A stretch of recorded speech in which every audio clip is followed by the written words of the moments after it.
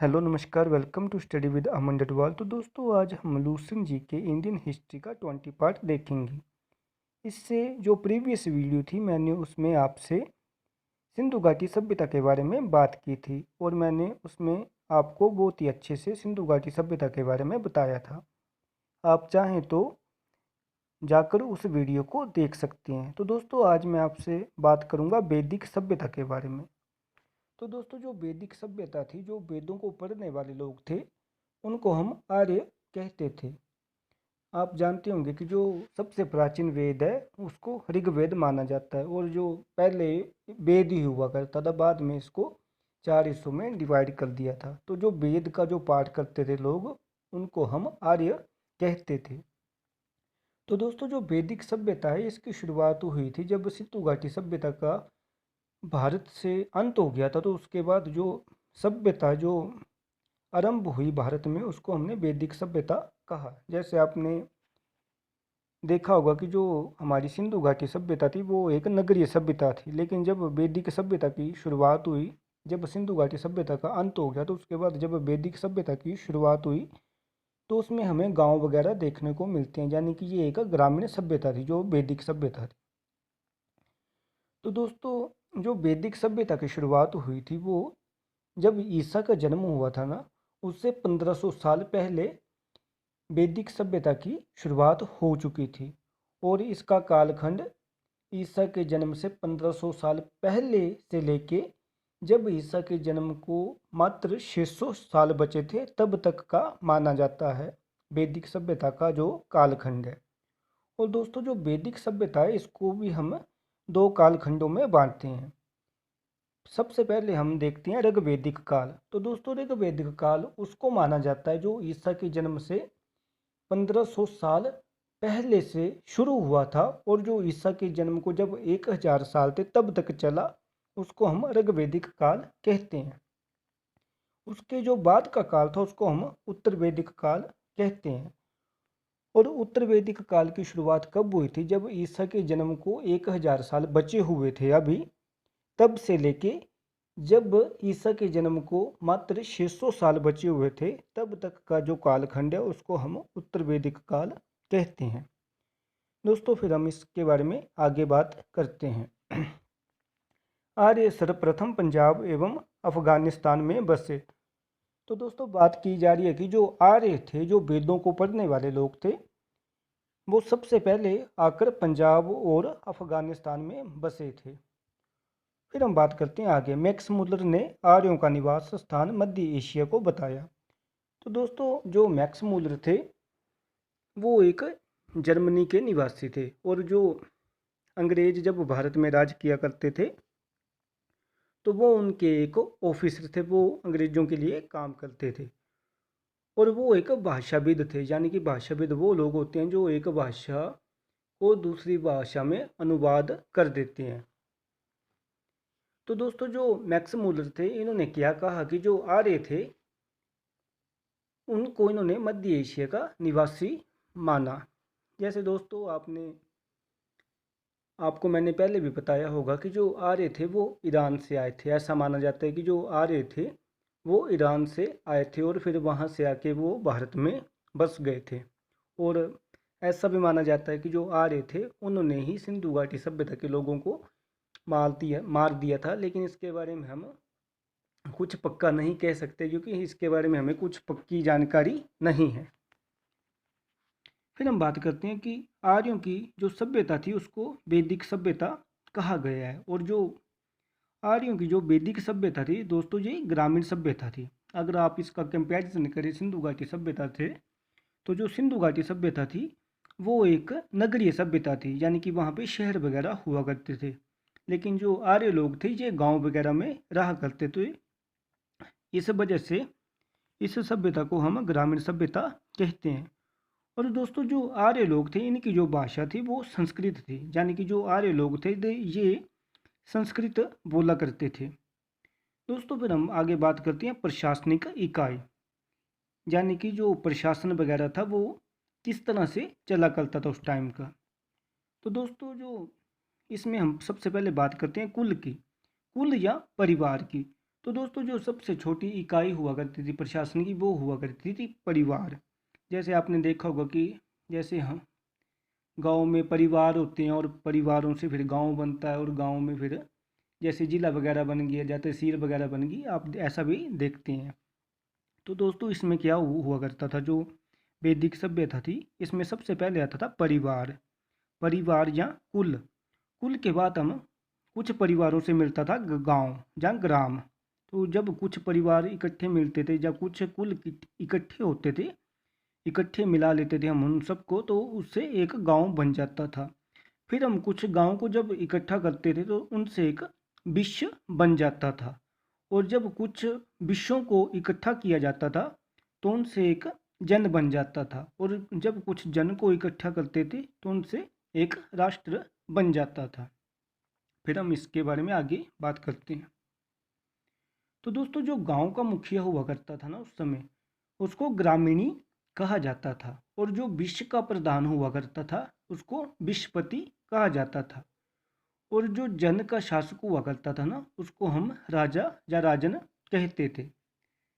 फिर हम बात करते हैं राज्य अधिकारियों में पुरोहित एवं सेनानी प्रमुख थे। तो दोस्तों जो राज्य के जो कुछ अधिकारी थे, या आप ऐसा कह सकते हैं कि जो ऑफिसर वगैरह थे, उसमें पुरोहित और सेनानी प्रमुख थे। यानी कि दोस्तों जो पुरोहित होते थे, आप ऐसा समझ सकते हैं कि जो वैदिक काल चल रहा था तो उस टाइम में आप ऐसा समझ सकते हैं कि जो जैसे मंत्री वगैरह समझ सकते हैं आप पुरोहित को, जैसे कि वो राजा को सलाह वगैरह दिया करते थे। और जो सेनानी हुआ करते थे वो सैनिक वगैरह हुआ करते थे जो देश के लिए लड़ा करते थे। फिर हम आगे चलते हैं। वशिष्ठ रूढ़िवादी एवं विश्वामित्र उदार पुरोहित थे। तो दोस्तों जहाँ पे जो कहा जा रहा है कि जो वशिष्ठ ऋषि थे वो एक रूढ़िवादी थे। रूढ़िवादी दोस्तों आप ऐसा समझ सकते हैं कि जो पहले की जो परंपराएं हैं उन्हीं को जो फॉलो किए जा रहा है, मतलब वो पहले से ही कुछ ना कुछ मतलब किसी के बारे में सोच बना लेगा और वो उसी हिसाब से चलेगा। लेकिन साथ में कहा जा रहा है कि जो विश्वामित्र थे वो एक उदार पुरोहित थे, यानी कि वो एक अच्छे पुरोहित थे। फिर हम बात करते हैं पूरब। तो दोस्तों जो वैदिक काल था इसमें पूरब को दुर्गपति कहा जाता था।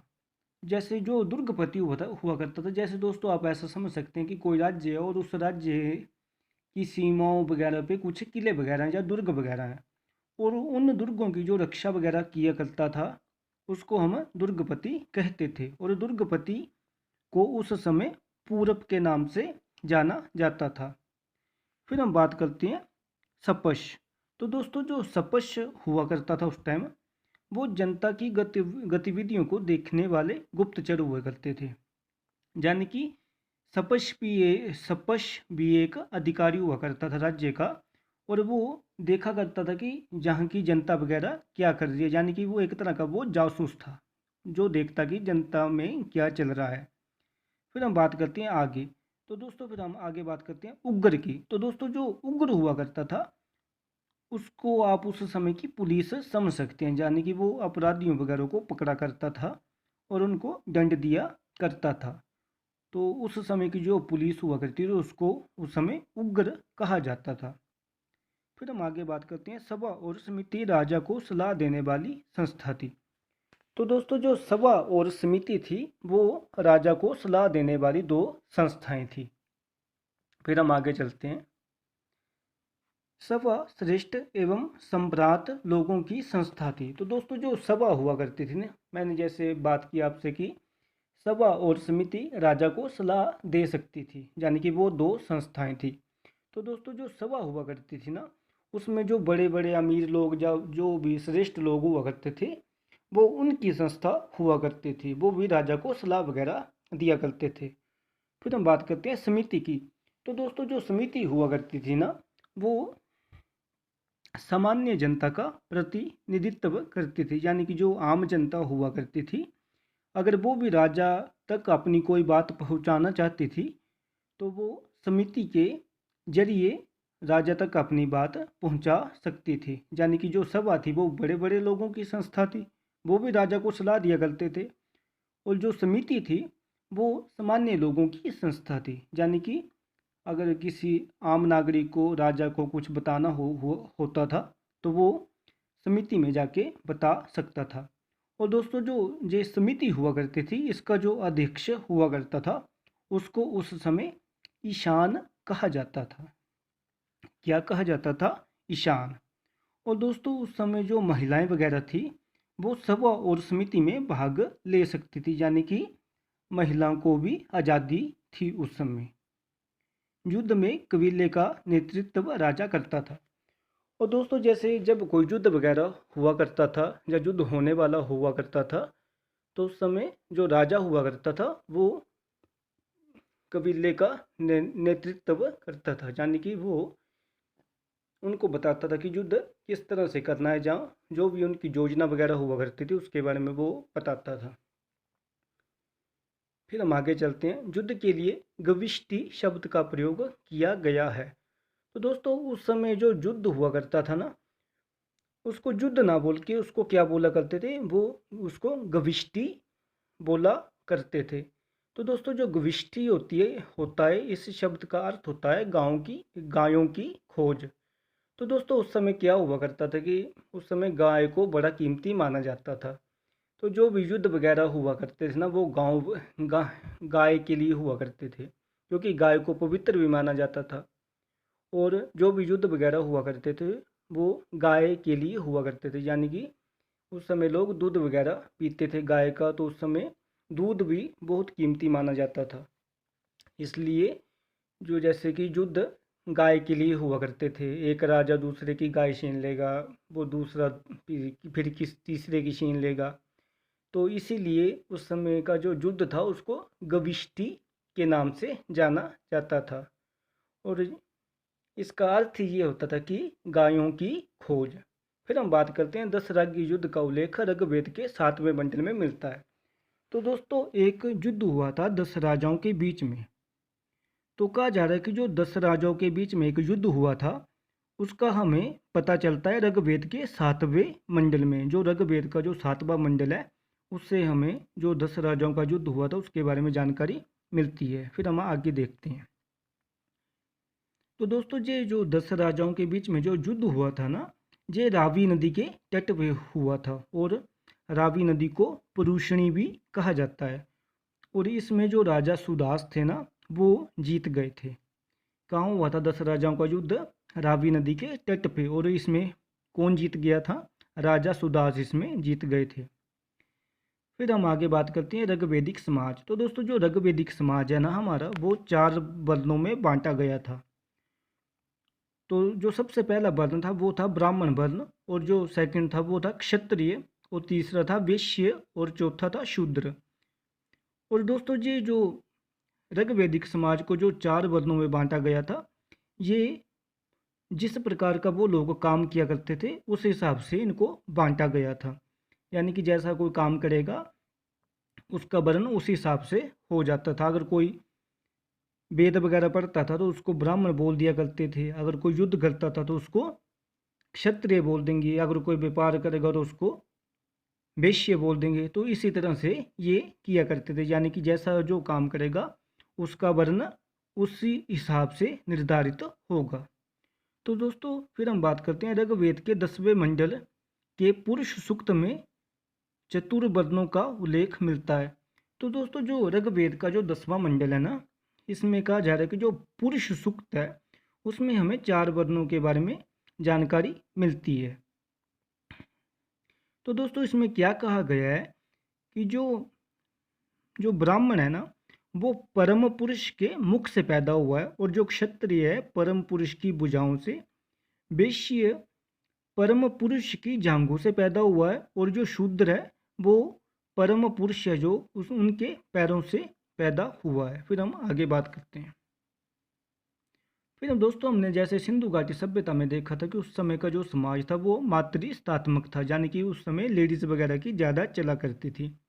लेकिन दोस्तों जो आर्यों का समाज था वो पितृ प्रधान था, यानी कि इसमें पिता की ज़्यादा चलती थी। समाज की सबसे छोटी इकाई परिवार या कुल, जिसका मुख्य पिता होता था। और दोस्तों जैसे मैंने आपसे पीछे भी इसी वीडियो में बात की कि जो समाज की जो सबसे छोटी इकाई हुआ करती थी वो परिवार हुआ करता था, और परिवार या कुल, और जिसका मुखिया पिता हुआ करता था। अब जैसे परिवार होगा तो उसका मुखिया होता कौन होता है, पिता ही होता है उसका मुखिया। और उसे हम क्या कह सकते हैं, जो मुखिया है इस परिवार का, उसे हम कुलप कहा करते थे उस समय। मतलब ऋग्वेदिक काल में जो परिवार का मुखिया हुआ करता था उसे कुलप कहा जाता था। फिर दोस्तों हम बात करते हैं कि जब ऋग्वेदिक काल चल रहा था तो उस समय जो महिलाएं वगैरह थी वो अपने पति के साथ यज्ञ वगैरह में भाग ले सकती थी, यानी कि उस समय महिलाओं की स्थिति भी बड़ी अच्छी थी और उनका बड़ा ज़्यादा सम्मान हुआ करता था उस टाइम। और फिर दोस्तों हम बात करते हैं बाल विवाह एवं पर्दा प्रथा की। तो दोस्तों जो बाल विवाह और पर्दा प्रथा है उस समय नहीं हुआ करती थी, यानी कि ऋग्वेदिक काल में जो समाज हुआ करता था वो बहुत ही अच्छा हुआ करता था। उस समय बाल विवाह या पर्दा प्रथा जैसी चीज़ें भी नहीं थी। विधवा अपने मृतक पति के छोटे भाई से विवाह कर सकती थी। और दोस्तों अगर किसी लेडीज़ का जैसे पति की डेथ हो जाती थी तो वो अपने पति के छोटे भाई से शादी कर सकती थी, यानी कि विधवा विवाह भी हो सकता था उस समय। यानी कि उस समय जो महिलाओं की स्थिति थी वो काफ़ी अच्छी थी, स्त्रियां शिक्षा ग्रहण कर सकती थी। और दोस्तों उस समय जो महिलाएं हुआ करती थी वो शिक्षा भी ग्रहण कर सकती थी, यानी कि ऋग्वेदिक काल में महिलाओं की स्थिति काफ़ी अच्छी थी। लेकिन जब जैसे जैसे दोस्तों उत्तर वैदिक काल आया तो फिर पखंड वगैरह, भ्रष्टाचार, इस तरह की चीज़ें बढ़ने लगी, और उस समय हम देखते हैं कि जो महिलाओं की स्थिति है वो काफ़ी ख़राब होने लगी और समाज में भी काफ़ी अजीब सा माहौल बनने लगा। और दोस्तों इसका जो नेक्स्ट पार्ट है वो आपसे मैं नेक्स्ट वीडियो में डिस्कस करूँगा। अगर आपको मेरी वीडियो ये अच्छी लगी तो आप इसे शेयर कर सकते हैं और चैनल को सब्सक्राइब कर सकते हैं। धन्यवाद।